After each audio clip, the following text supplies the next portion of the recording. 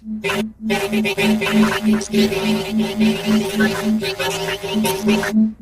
are joined by former CIA Clandestine Services Case Officer Robert David Steele. His new book you can find on Amazon.com. It's called The Open Source Everything Manifesto, Transparency, Truth, and Truth. Right now I am looking at an article about him and open source methods on TheGuardian.com titled The Open Source Revolution is Coming, and it will conquer the 1%. It has an impressive 58,000 shares right now, so people are certainly interested in this. Robert trained more than 66 countries in open source methods and is calling for reinvention of intelligence to re-engineer Earth. Robert, we're happy that you took the time to be with us tonight. Welcome to our show. Well, thank you for a great introduction. How can I be helpful? Well, I guess we can just get right into this. I'm actually curious, before we get too deep, what exactly did your position in the CIA entail anyway? Well, I came out from undercover after Alvin Toffler wrote a chapter about me called The Future of the Spy, and he correctly guessed that I was a spy, and a very good one. But my position was a clandestine case officer. I was responsible in 3 back-to-back tours in Latin America for chasing terrorists and Cubans and Soviets and doing some other interesting things, including some covert actions. And then I did 3 headquarters tours, one in counterintelligence with worldwide responsibility, another one in artificial and advanced information technology, trying to bring CIA into the 21st century. I was not successful. When Bill Casey died, CIA's interest in coming into the modern world died with him. And then finally I was in the Advanced Program and Evaluation Group, which was the Director of Central Intelligence Vault for handling the most sensitive satellite and other technical programs from agencies outside the CIA. Okay, all right. You did a lot. And, yeah, I know. How long were you in that CIA? About 15, 20 years? I was in the agency for 9 years. I came to it as an infantry officer from the Marine Corps. Most of my class only lasted for 5 years, and the reason is that they changed the psychological profile. And my class and one other class, they changed from little gray man that obeys orders to self-starter millennial, kind of our kind of people.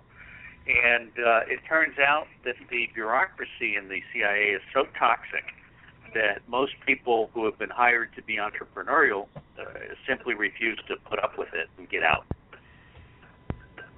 Now, do you think most CIA agents are aware of the toxicity? Well, first off, CIA agents are people who commit treason. Generally, we pay them money to commit treason. CIA case officers are not agents. That's something the FBI does. Oh, okay. So whenever you refer to an agent in the foreign intelligence world, you're referring to someone who is basically a paid asset, who is providing information they're not supposed to be providing. So bottom line is that most of those people that are there today desperately want to get out. In fact, a report has just come out, which is open source. It's available to the public. 40% of CIA employees would rather not be working in CIA. And I've talked to some people that run business schools, and they basically say that anything over 10%, the CEO should be fired. And I have, in fact, called for the firing of Sean Brennan. Okay, wow. Well, there's some interesting things. Yes. So, and speaking of open source, for the listeners that maybe aren't aware of what it is, could you explain what the open source method is? Well, let me point out that open source, which has been popularized by such giants as Richard Stallman of Free and Libre software and Linus Torvalds of Linux, open source software and open source hardware are the two that most people recognize. But in fact, there's an open source ecology. Beyond open source software and hardware, you have open cloud, open data, open spectrum, open standards, open government, open society, open money, open farming. You just have a wealth of opens, which is why I wrote the book, The Open Source Everything Manifesto. I tried for 10 years to get Tim O'Reilly to understand that OSCON was retarded. because it was basically focusing on a very narrow segment of open source. And Tim ignored me. So I wrote this book to properly document the open source ecology, which is really, it's the mindset, it's the culture, it's a way of life, it's a way of sharing. It's absolutely the future, and I think the bottom line on open source is that no matter what you're doing, an open source approach is the only approach in today's world that is affordable, interoperable, and scalable.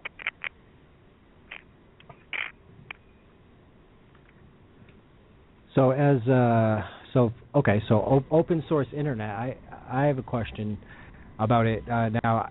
Because Jeff and I have been talking about this, and we talked a little bit about it before you came on, and it's something that it's part of why I wanted you to come on, because you can explain it a lot better to everyone, obviously. But I've got questions from people like, well, open source internet, would this overexpose us and our information? No, in fact, I've written an article on the next data revolution. The next data revolution could possibly make the cloud and servers controlled by somebody else obsolete. In other words, all your information would be on your own personal device. You would control it. And just like a Cisco router with AON, with application-oriented network, you would basically be able to make the rules, monitor who's seeing your stuff, determine whether someone should be allowed to see your stuff or not. So you actually gain control by having the storage of your information in your own personal device. And somebody is working on that in Germany. It's called SharkNet. And it's a very exciting project that could conceivably completely bypass Google and IBM and Microsoft and Oracle and all these other people. But the second thing that I would like to, the second thing I'd like to point out is that open source is vastly more secure than proprietary software. Open source, as Linux and his guys used to say, put enough eyeballs on it, no bug is invisible. Right. So properly done, open source software is your absolute best guarantee of being able to have whatever anonymity and whatever privacy and whatever control you want to have. And Robert, this open source technology, that would mean that the creators would not be able to build any back doors into it to make it corruptible. That's exactly right. Because the code is visible. In other words, you're looking at stuff at the code level. So you actually have now, I don't know if Apple just did this, but you've actually got cell phones now that are so encrypted that the people who built the cell phone can't decrypt what is on there. So you put in levels of protection that they very rapidly escape far beyond the people who might possibly have put in a back door. So the bottom line here is the code is visible at every level. Okay. And I am most interested in open source government, to where we could just, I don't know if you were listening before you came on, but I was discussing we can have an open source government to where there's no corruption as possible. Well, that's a wonderful ambition, and the way we get to that government is by firing the two-party tyranny. I had to run for president.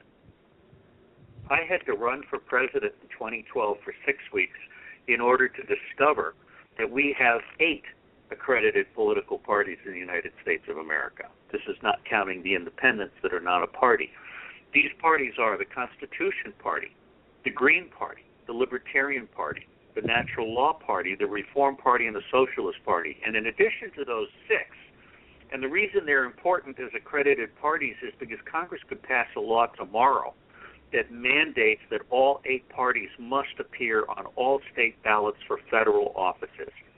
That law has been introduced in Congress 9 times, the last 4 by Ron Paul, and 9 times the two-party tyranny has refused to actually open the electoral process to all parties. Okay? So this is the first thing people have to come to grips with. I love Lawrence Lessig, and what he's done with Creative Commons is wonderful, but his idea about taking money out of politics is stunted, because it doesn't matter if you take the money out of politics if you can't get on the ballot in the first place. Right.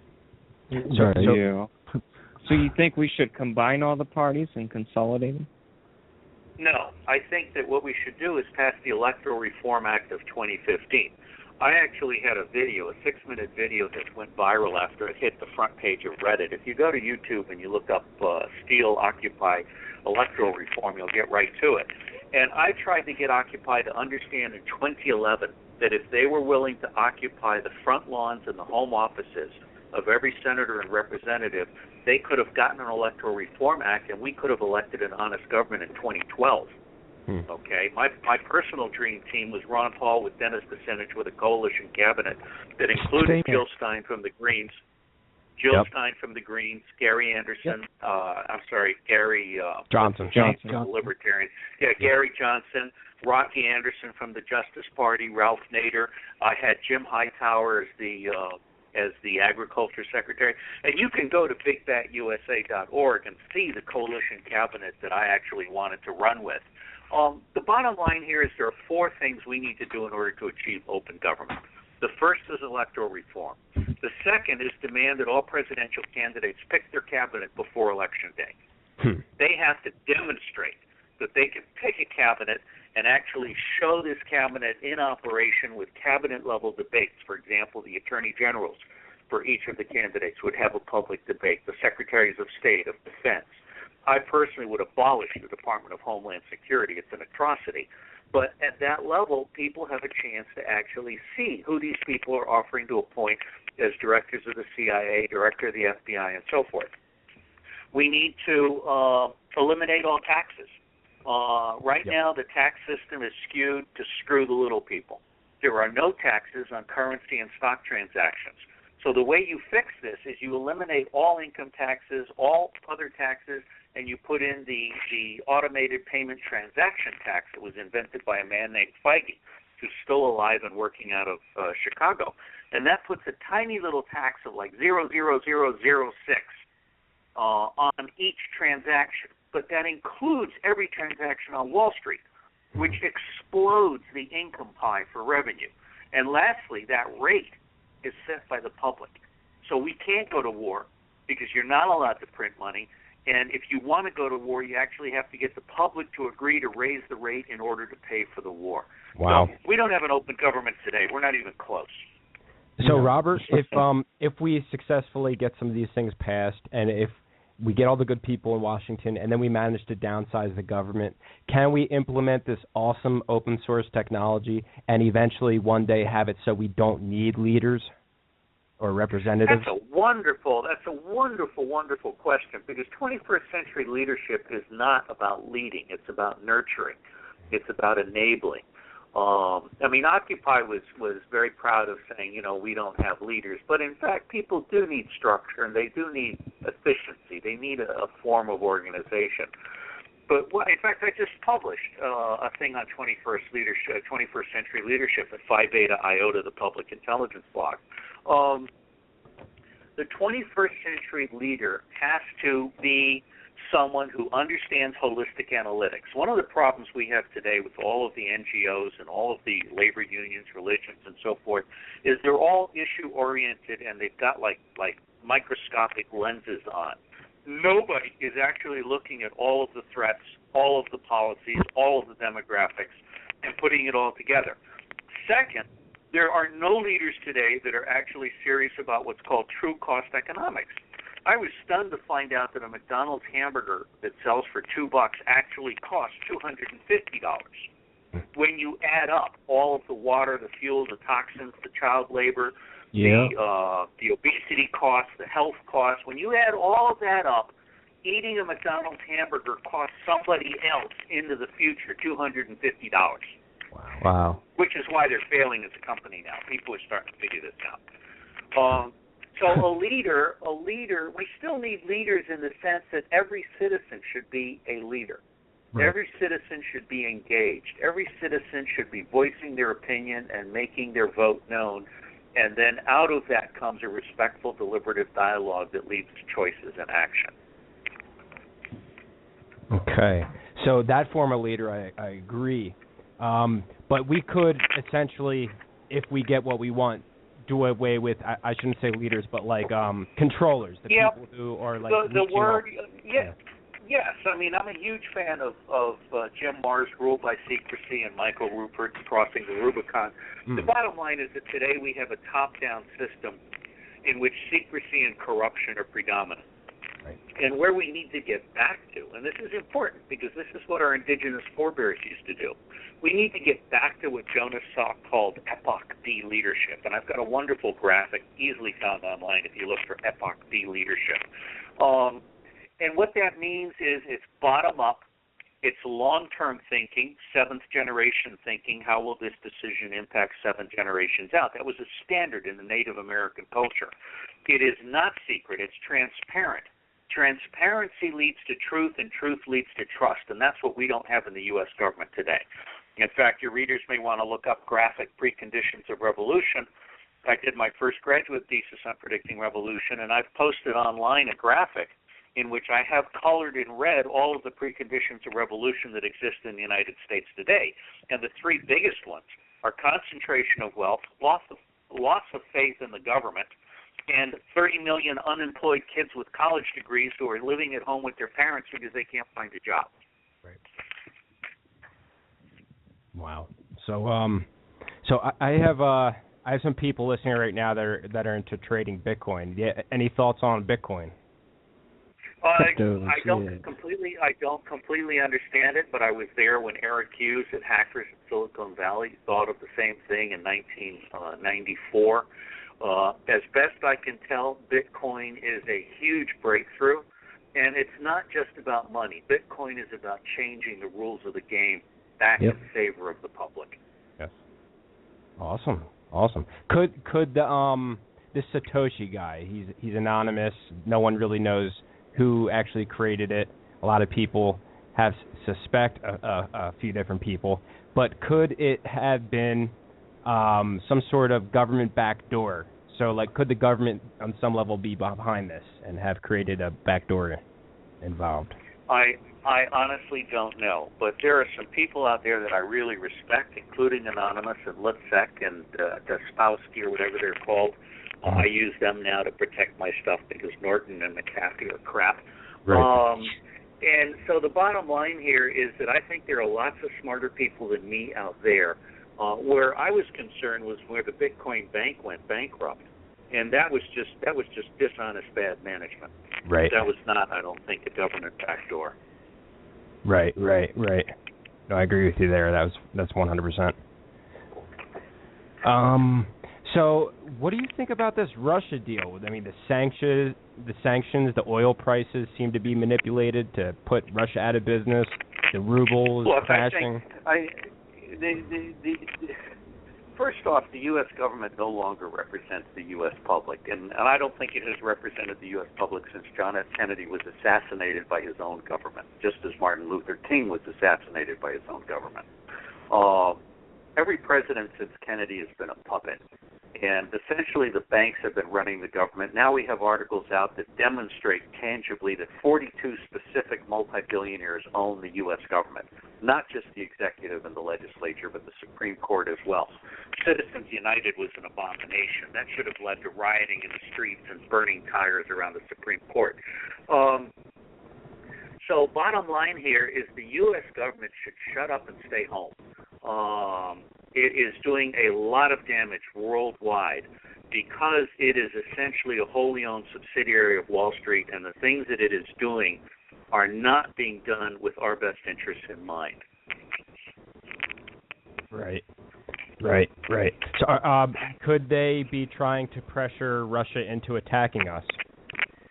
Hey, the short answer is no. You really cannot underestimate the stupidity of the Secretary of State.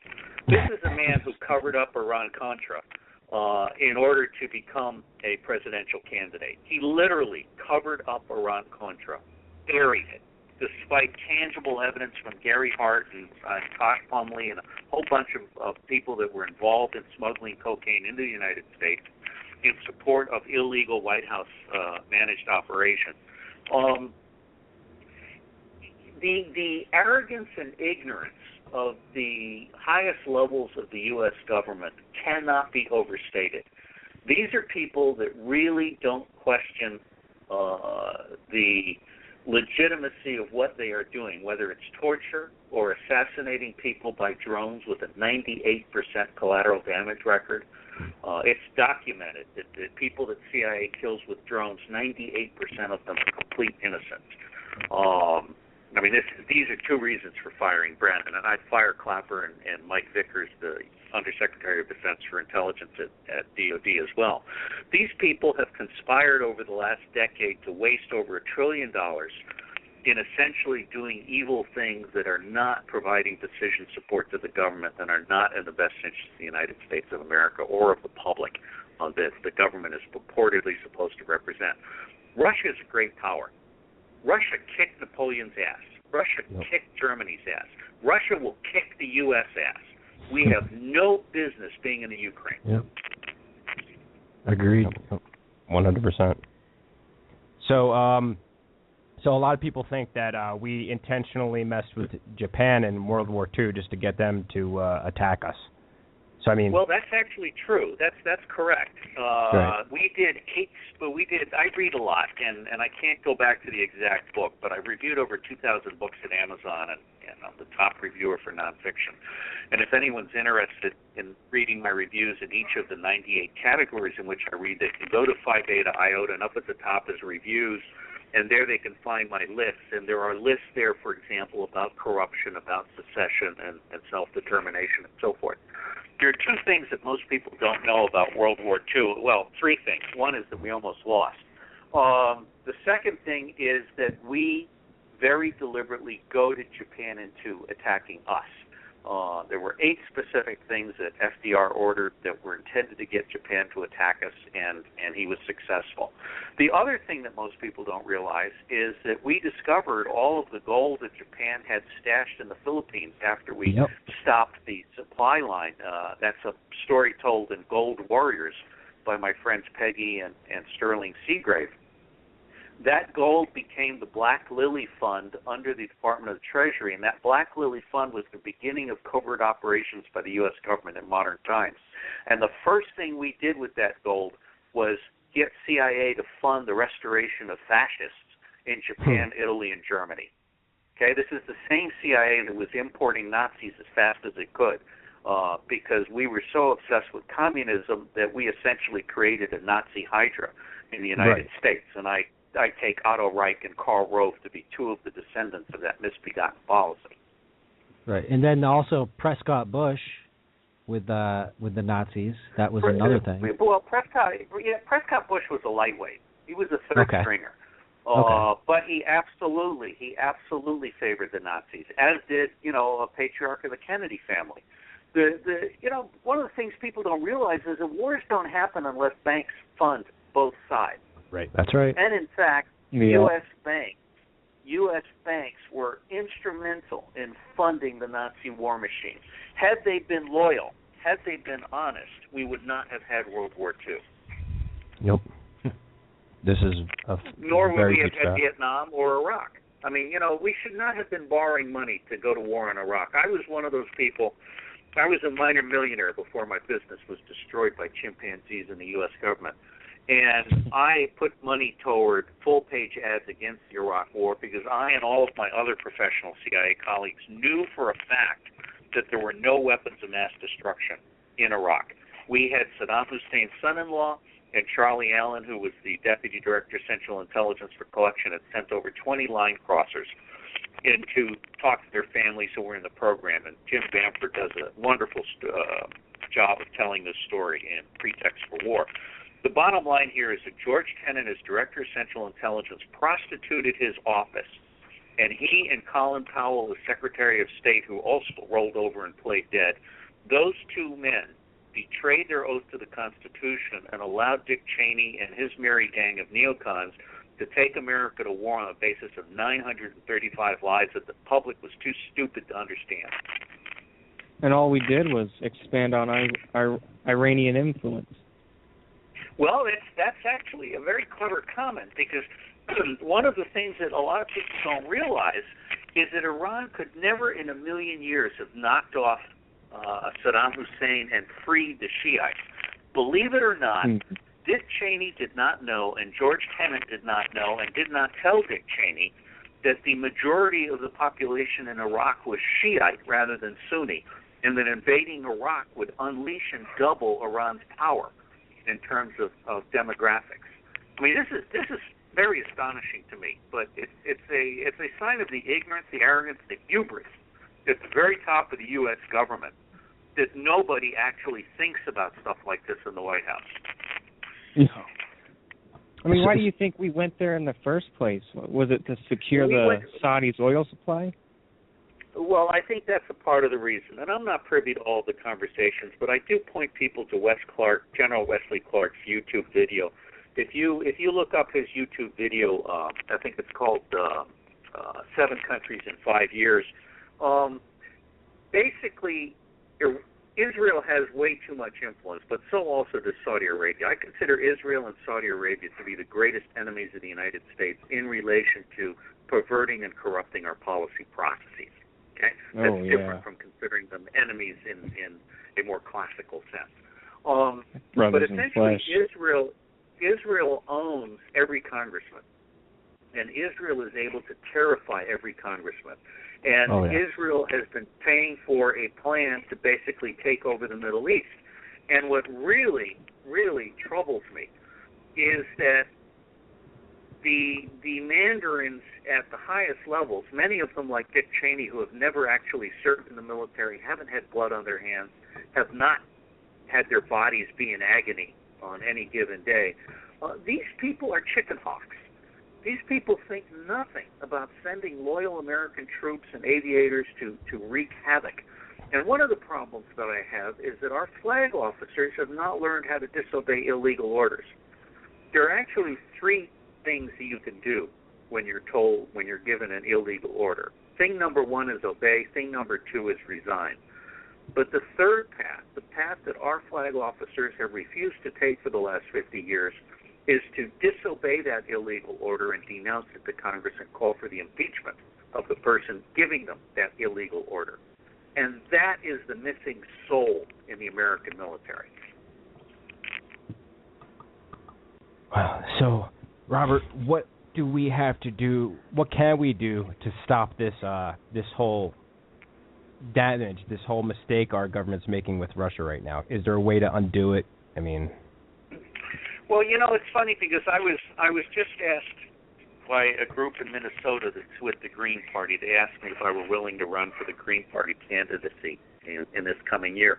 But before we got to that, they were asking me what they could do about 9/11 and 9/11 Truth, which I give Richard Gage and Architects and Engineers for 9/11 Truth, and of course the families of 9/11, which were the first to denounce the cover story of the U.S. government. I give them all a lot of credit. But what I told them was that small issues like this, whether it's Russia or 9/11 or Wall Street fraud or waste in government, these are all small issues. There is only one big issue, and it's an issue that we can win if people will focus on it, and that's electoral reform. If I could wave a magic wand, I would convene an electoral reform summit no later than the 15th of March, at which I would have Ron Paul, Dennis Kucinich, Jesse Ventura, Ralph Nader, Jill Stein, Gary Johnson, Rocky Anderson, Bill de Blasio, myself, Cynthia McKinney, and 5 or 6 others. And at that summit, I would have a free and open discussion about the 11 electoral reform points that were discussed in 2011 with Occupy and others. And I would create a statement of demand to the Congress of the United States. And I would say to them, essentially, you have 45 days in which to pass the Electoral Reform Act of 2015 in time for 2016, or we're going to torch your goddamn houses. I mean, nice. Yeah. Look, you got to understand, Congress ignores citizens. Of course. I get all these emails from stupid NGOs that really think that if I sign a petition or if I send an email to my Congress, it's going to make a difference. It doesn't. Congress responds to people who hand them large bundles of cash. Okay? Mm-hmm. It could care less what its constituents think, because its constituents have demonstrated that they're stupid. They're vote and forget people. And in fact, Congress people and the president are elected by 30% of the voting public. The other 70% has been disenfranchised.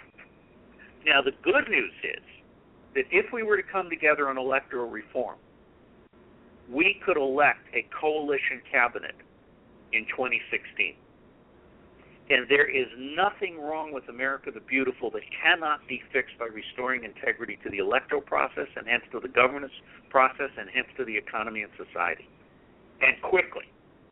All that's missing in our government is integrity.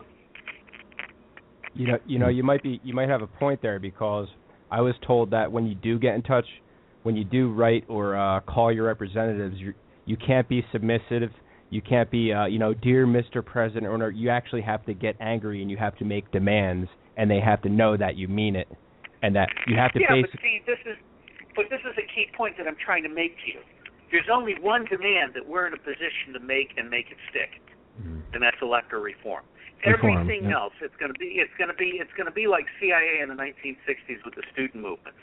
Let 1,000 flowers bloom. Okay, George Bush, Papa Bush, was a CIA non-official cover officer with Zapata Oil. In fact, he was in Dallas the day that Kennedy was assassinated, as was Rabin from Israel. All right, Kennedy created the perfect storm. He had everybody mad at him. But the key point here is that all these little student groups, all these little NGOs, they're all being given dribs and drabs of money. It's a way of keeping the sheep busy. The only way we can get an honest government back is by coming together on the one thing that would force the issue, and that's electoral reform. Okay. And if people go to bigbatusa.org, which is a phrase that I basically bought from Joe Trippi, bigbatusa.org, that's where all of my ideas are. And my dream would be to actually get the leaders of the 6 small parties to come together with the independents and agree to run as a single party. We will win. Okay. You so said this electoral. Oh, you can go on. No, the website you said bigbatusa.org. Yes.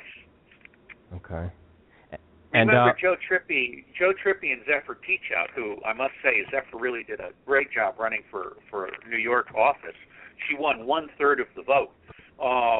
But they created Big Bat for Howard Dean, and every time Dick Cheney would have a fundraising dinner with Fat Cats, this Big Bat would raise little bits of money and equal what Dick Cheney was raising. Now, let me make a point to you.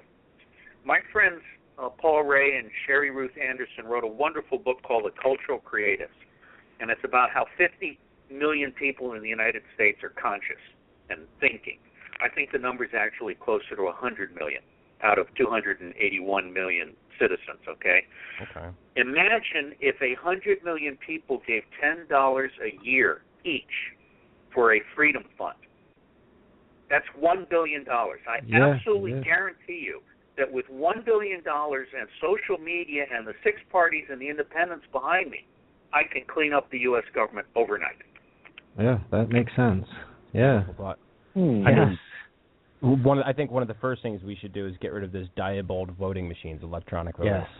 Well, those are massive fraud, and absolutely. And you will notice if you look at bigbatusa.org and you look under electoral reform, you'll notice that one of the fundamental reforms is a demand for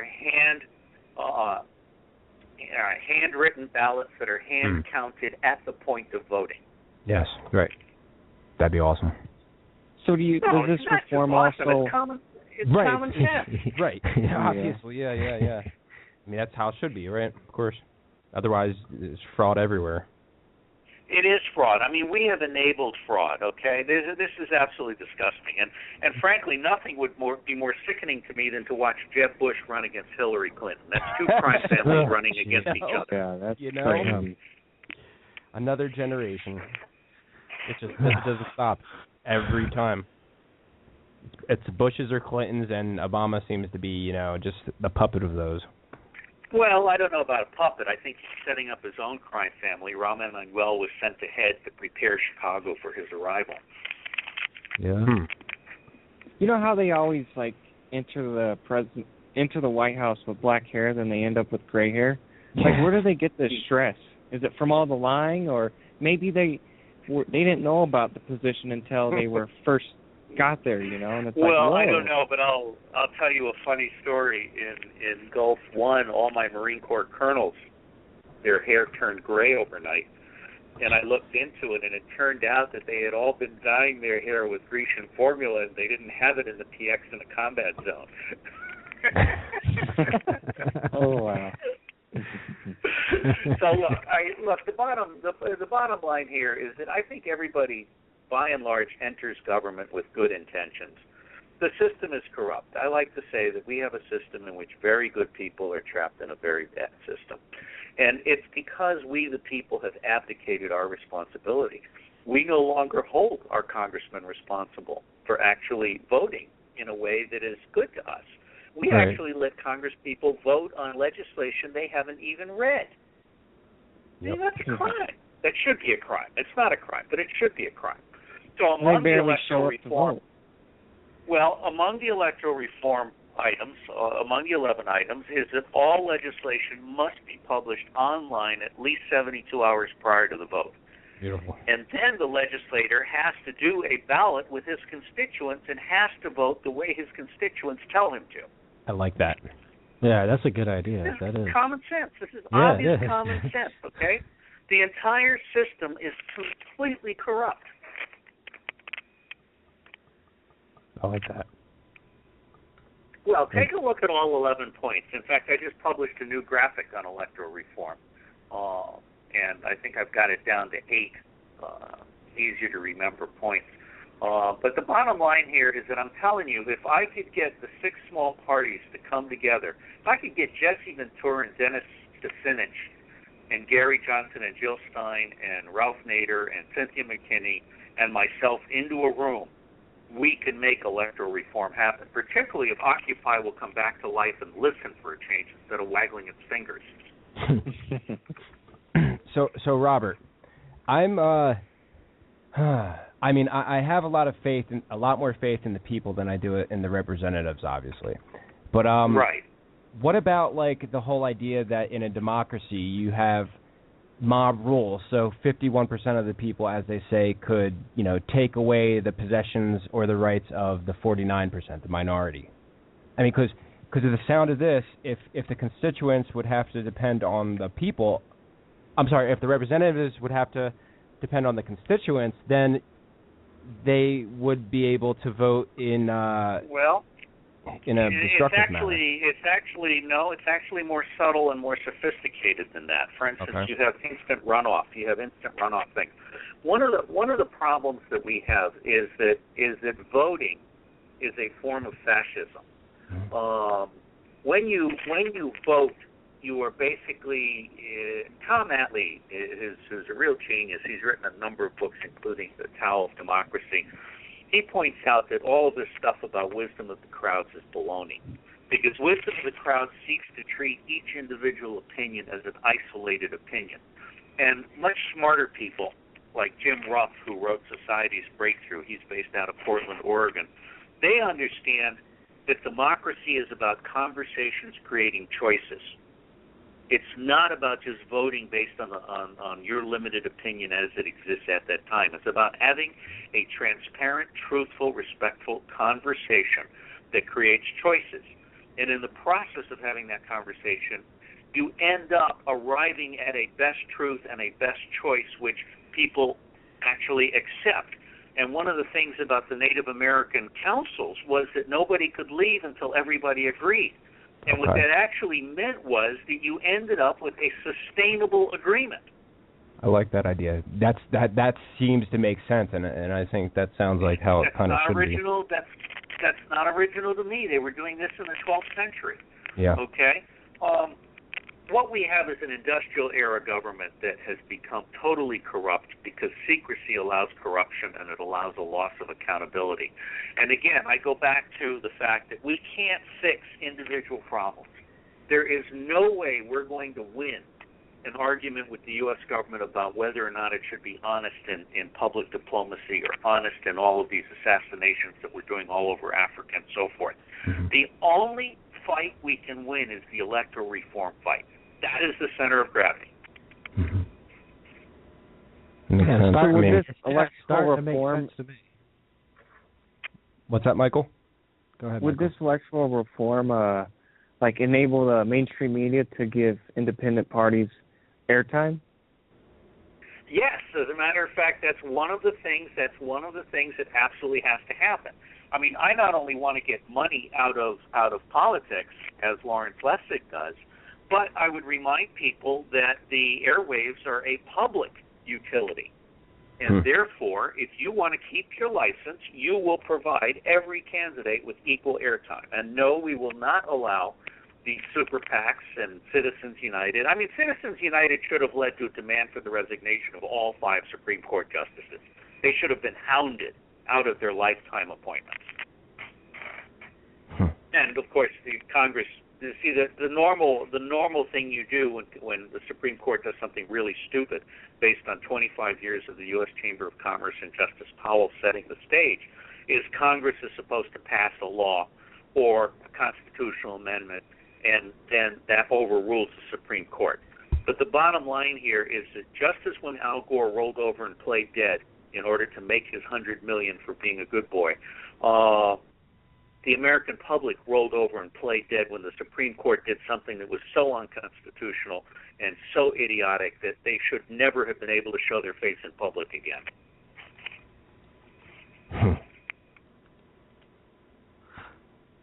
Yeah, I want to skip back a little bit here. You brought up 9/11, and I got some people bugging me. They want I want to know actually what do you believe happened on 9/11? All right. Well, first, because there's so little time, let me send everybody to Phi Beta Iota Public Intelligence blog.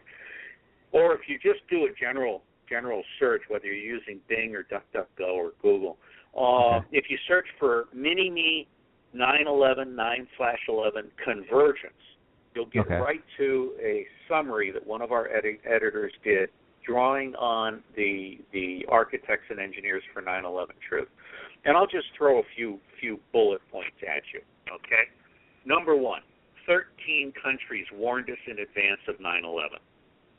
Number 2, months prior to 9/11, Dick Cheney mandated a national counterterrorism exercise for the day 9/11. Months before 9/11, he instructed FEMA to have their emergency command center set up on the piers of New York City on the 10th of September, the day before. Months ahead of time. Okay? Now, whether or not it was a Pakistani-Saudi plot or how it actually was intended to come to pass, at some point someone said they wanted to crash an airplane into a nuclear plant, and that freaked everybody out. And that was the point at which they came clean with Dick Cheney, and that was the point at which the neoconservatives realized that this was their wet dream come true. So bottom line here is that I believe that the 3 buildings in New York City were taken down by controlled demolitions. I am not smart enough to talk about whether there was any nuclear or military-grade thermite or energy weapons that vaporized stuff. What I will do is say that an independent investigation is required. This is what the families of 9/11 and the architects and engineers for truth for 9/11 have been demanding for a long time. There is no question in my mind that the 9/11 Commission was as corrupt and as ignorant and as worthless as the Warren Commission that played out LBJ's party line on the Kennedy assassination. And we now know that Jackie Kennedy, of course, knew the truth. She was there when the back of her husband's head came off. She kept quiet because she was absolutely certain that her children would be assassinated if she spoke up. Okay? So bottom line here is New York was taken down by controlled demolitions. The dogs were taken out of those buildings 2 weeks beforehand. Larry Silverstein rushed to ensure the buildings. The AIG floor was filled with explosives and theatrical materials. I believe the airplanes were simulated by drones. I will mention to people that WTC-7, which was not hit by anything and came down in a controlled demolition, that controlled demolition wiped out all of the files on all of the SEC investigations on all New York banking malfeasance. Yep. It gave basically the banks a clean sheet. Now, the Pentagon, I'm pretty certain, was hit by a missile fired by us. And in fact, a major general in the United States Air Force was on television while they still had a picture of the Pentagon, which was actually a hole. There was a hole in the Pentagon before the outer facade collapsed. And the general was saying, he was in charge of all imagery analysis against the Soviet Union. He was saying that was a missile hit. You're talking about Major General Albert Stubblebine. That sounds right. That sounds right. So you guys are following this. He's friends of the family. I met the guy. He's awesome. Well, that's good. Really cool. And look, there are a lot of honest, awesome people. I've cleaned up after aircraft accidents. Oh, nice guy. There are body parts and luggage and seats everywhere. There was nothing on the Pentagon. They couldn't find one numbered part, and every airplane part is numbered. Okay, there's a huge counterfeiting problem with airplane parts. There's nothing there. I think the Pentagon was hit by a missile. And oh, by the way, on the 10th of September, Russell was being grilled by Cynthia McKinney on where the $2.3 trillion had gone. Yep. Now, I personally don't think the Pentagon has wasted $2.3 trillion. I think they've built a massive underground empire across the United States and elsewhere in the world. And that's where that money has gone. But we're so deep down in the rabbit hole. It's just unbelievable. Yeah. Anyway, that convergence thing has all the facts as we at Phi Beta Iota believe they're known. Okay, Robert, on Phi Beta Iota.net, where is this section on 9/11? How do I find that here? Use the search bar. Use the search bar and just type in 9/11 convergence. 9/11 space convergence. All right. Okay. I'm going to post this on all our social media accounts too. Yep. Yeah. Well, I'd love to have people know about Phi Beta Iota. You can get a free email subscription. We limit ourselves to 3 posts a day. And, of course, bigbatusa.org. And then I've got something new that I'm developing, which is an Earth Intelligence dashboard. And that's going to be at earthintel.org probably in a week or two. So that's where you'll be able to track poverty, disease, environmental degradation, all that stuff, and then all the policies, agriculture and water and health and family and energy. Awesome. Website is awesome. I like this. It's got a mini-me. That's great. Yeah. You found it? Yeah. Oh, that's wonderful. Yeah. Okay. Yeah, well, some of our editors are anonymous. I curate this, but there are about 80 active editors. And, in fact, if you look up at the top line, you can see who at the very end. And if you click on that, you'll see the anonymous editors, and then you'll see all the occasional editors in true name. So it's quite a robust website. I personally think it's as good as Slate and Mother Jones because it's very narrowly focused on public intelligence. That's and, awesome. of course, my motto is the truth at any cost lowers all other costs. That is not a motto the U.S. government understands today. So you've got some sort of open source website here, in a sense, well, intelligence. Look, I started the open source fight. I created the Marine Corps Intelligence Center, and my analysts gave up looking into the secret databases for stuff, and they started using a PC that was over in the corner. And I said, why are you doing this? And I said, because there's nothing in the secret databases about Haiti or Burundi or Somalia. And that's when I, as a former spy, realized that the U.S. secret intelligence community is a naked, impotent emperor. It's costing us $100 billion a year for crap. Yep. Well, this is awesome. I'm going to have a fun time checking this website out. All right, and we've got 5 more minutes, so. Wow. God, what am I missing? There's so many questions I know I will have as soon as this is done too. I'm like, why didn't I ask that? Oh man. Well, I would be willing. I would be willing to do this again in a week's time, especially if you can get questions from the people that are listening. For sure. And I'd be glad to take questions by email. But yeah, we should limit this to 1 hour and then maybe have a regroup in a week or 2. Yeah. That sounds like a plan to me. If you okay, so everyone can find your website is robertdavidsteele.com. Steele spell STEELE. Just to get that straight. Yeah, that's my bio and my production. That's where you can get free access to all of my articles and briefings and books and videos. So robertdavidsteele.com, and then phi-beta-iota.net is the blog where you can sign up. You can subscribe to receive the 3 posts a day by email. And then bigbadusa.org. I mean, what I'd really like to do is, except I'm a nobody, so I can't raise money and nobody's going to fund me. But what I would really like to do is I'd like to spend the next 3 months kicking ass across this country getting an Electoral Reform Act of 2015 to happen. I like this idea. Oh, yeah. It's an idea that I am certain, absolutely certain, could succeed.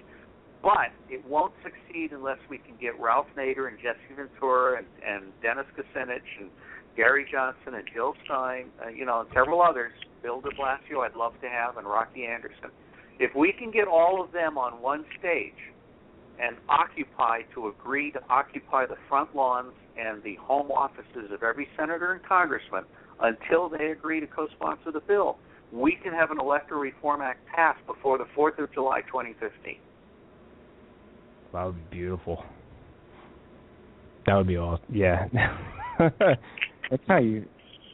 It's how we're going to do change it. right there. Yeah. Well, this is where you guys, if you were on the ball, you'd have America the Beautiful playing softly in the background there. Yeah. It sounds like it's the way to go. I mean, I bet like thing, RT would give you this coverage too. Yeah. Who? RT Russia Today. Yeah. Well, yes and no. I sometimes wonder if RT is controlled by CIA. I mean, they're edgy, but they're not quite there.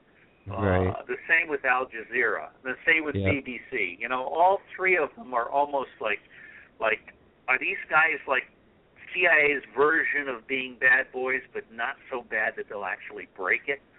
Right. So, for me, RT has not done it. Mm-hmm. Well, what's the Russians' version of the CIA? It's not the Kremlin, is it? That's their. No, they what do they have the KGB, FSB or whatever. Well, it used to be the KGB, but no, I actually have a dream about one day having a voice to America. You mean like a news network? I mean a public intelligence network. I want a voice to America where every citizen can get the truth on anything. Okay, yeah. Okay. Yeah. I mean, that's how it should be. So yeah, I mean, I have no doubt that's where it's going to end up. I mean, it's going to have to be some form of advanced internet, a new internet that is like connected to the TV in that sense, I would think. Well, you might actually, I think it'll be handheld, but what you might do is at Phi Beta Iota look up my comments on the next data revolution. Okay. All right. And then let's wrap up. Yeah, there's so much information here. I'm going to be like checking this out for a while. Wow. Well, you guys have done a good job. I think it's good that there are 2 of you, and if you want to do this again, I'm willing to do it. Okay. And then send me an email when you've posted this so I can point to it. Okay. Absolutely. Thank you so much for coming on. Absolutely. And then I guess the only thing I would say to your listeners is if they want to do me a favor, the 2 books to buy are the Open Source Everything Manifesto and my book right before that called Intelligence for Earth, Clarity, Diversity, Integrity, and Sustainability. Those are the 2 books I'd love to have people read and understand. All right. I'm definitely interested in this open source book. Yeah.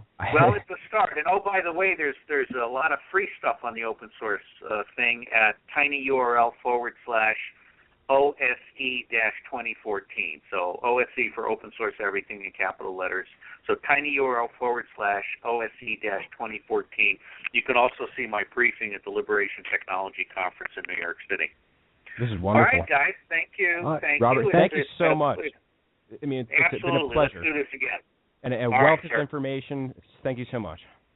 All right. All right. Good night.